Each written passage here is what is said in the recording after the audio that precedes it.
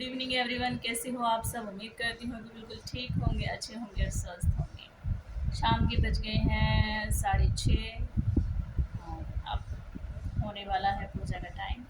तो पूजा करने जा रही थी, उससे पहले सोचा कि थोड़ा सा आपसे गुफ्तगू कर लूँ मैं इसलिए थोड़ा सा ब्लॉग बना लूँ और फिर उसके बाद में जो है पूजा करेंगे हम, क्योंकि पूजा भी एक हमारा मतलब जो हम रूटीन के जो काम करते हैं, खाना खाना है, नहाना है, कपड़े धोना है, जो भी काम है, उसी तरह से भगवान का नाम लेना भी एक सबसे बड़ा अपना धर्म है, जो कि हमें पूरी शिद्दत के साथ निभाना चाहिए, क्योंकि इनके बिना बिना हम कुछ भी नहीं है। यही सृष्टि के रचनाहार हैं, संहार करने वाले हैं हमारे दुष्टों का पापों का। तो इसलिए इनको भी सुबह शाम जो है भगवान को भी उतना ही टाइम देना चाहिए जितना कि हम अपने आप को सजने संवरने में टाइम देते हैं, बातों में टाइम देते हैं, अपनी जो भी है रूटीन के वर्क में टाइम देते हैं। उसी तरह से भगवान को भी अपना टाइम देना चाहिए। उनको भी ये आस लगी रहती है कि मेरा भक्त आएगा मेरे पास, तो क्योंकि भक्त बिना भगवान भी नहीं होते हैं तो इसलिए हमें भगवान की सच्चे मन से पूजा करनी चाहिए।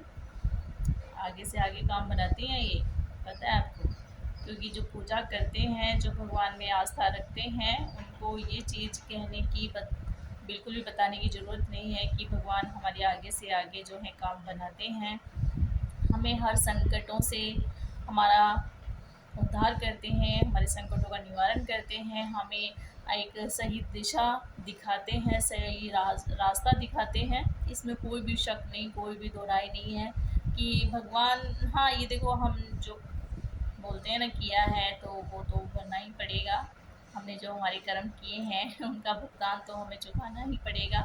बट लेकिन ये है कि अगर हम आ, भगवान का भी अगर नाम लेते रहें सच्चे मन से, तो भगवान भी हमें आगे से आगे रास्ता उन कर्मों से, उन किए हुए पापों से उभारने की कोशिश करता है और रास्ता दिखाता है। तो कहने का, ब्लॉग बनाने का तो मतलब मेरी आज कैसेट अटक रही है, बार बार कैसेट दब जाती है मेरी।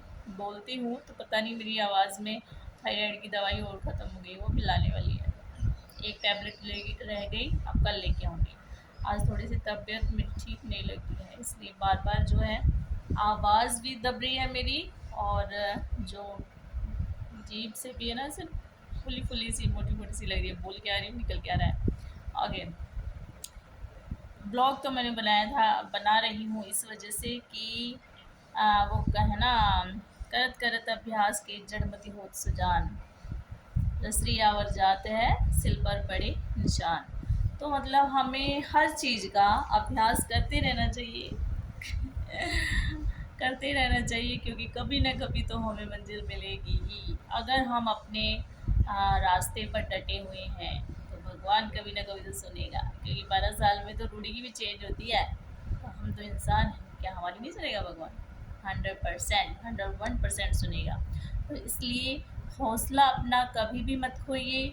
जो भी चीज़ अगर हमने ठानी है तो उस पर सिर्फ डटे रहिए, अभ्यास करते रहिए, अपने कर्म करते रहिए, अपने कार्य करते रहिए, अपने प्रयास करते रहिए, भगवान से अरदास लगाते रहिए, तो एक ना एक दिन ज़रूर सुनेगा। बोलते हैं ना कि 24 घंटे में 1 मिनट या 1 सेकंड ऐसा होता है कि हमारी ज़ुबान पर सरस्वती निवास करती है। हम जो भी बोलते हैं तो वो पूरा हो जाता है। सुना है? कभी हमने किसी को बद्दुआ दी है या किसी को दुआ दी है, तो वो झट से हमारी पूरी हो जाती है। कई बार किया है ये नोटिस? तो ऐसा ही है, हमें सिर्फ ये कहना चाहिए कि हमारी जो भी ये इच्छा है वो पूरी होगी, 100% होगी। ये हमारा काम है, जो बनेगा 100% बनेगा। और मैं बिल्कुल ठीक हूँ, मैं बिल्कुल स्वस्थ हूँ, मैं बिल्कुल अच्छा हूँ। तो कोई भी नहीं है कि आपको हरा सके, क्योंकि खुद पर हौसला होना चाहिए, खुद का हौसला होना चाहिए, खुद पर विश्वास होना चाहिए। और एक अपने परमात्मा पर विश्वास होना चाहिए, अपने इष्ट पर विश्वास होना चाहिए। बस उनका नाम लो। बाधाएं हैं छोटी मोटी, ये तो आती जाती रहती हैं, और यही नहीं आएंगी तो फिर जीने का मज़ा ही नहीं है। क्योंकि एक ही दिशा में अगर हम चलेंगे तो चलने का मज़ा नहीं आता है। दिशा में मतलब पत्थर आ रहे हैं, रोड़े आ रहे हैं, तो होता है ना कि हम एक ही काम को करते रहते हैं तो फिर ऊब जाते हैं हम, होता है ना। उसी तरह अगर हमारे उस काम को करने में हमारी रुकावटें नहीं आएंगी, हम उस रुकावटों का निवारण नहीं करेंगे, उन रुकावटों को हटाने का प्रयास नहीं करेंगे, तो हम अपनी मंजिल तक भी नहीं पहुंच पाएंगे। आपको पता है, ये एक सत्य है कि हम अगर अपनी मंजिल पर पहुंचना चाहते हैं तो हमें लाखों रुकावटों का सामना करना पड़ेगा।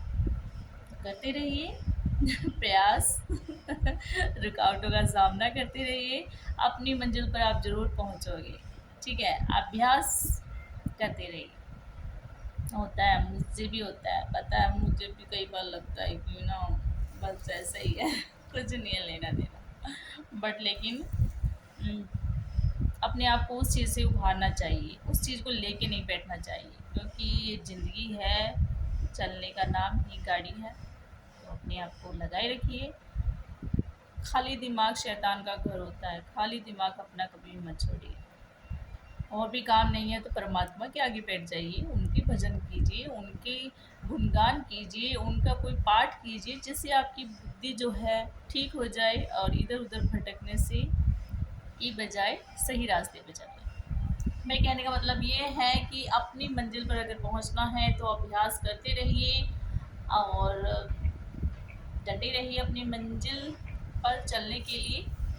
रुकावटों का सामना करते रहिए, मंजिल पार मिलेगी, सॉरी और परमात्मा का नाम लेते रहिए। Thank you so much. आज ब्लॉग इतना ही था बनाने का मूड। अभी मैं पूजा करूँगी और मेरा भोला है जो मेरी बात सुनता है, मानता है, मुझे गलत डिसीज़न लेने से बचाता है, मुझे पहले ही सचेत कर देता है, मुझे पहले ही दिखा देता है।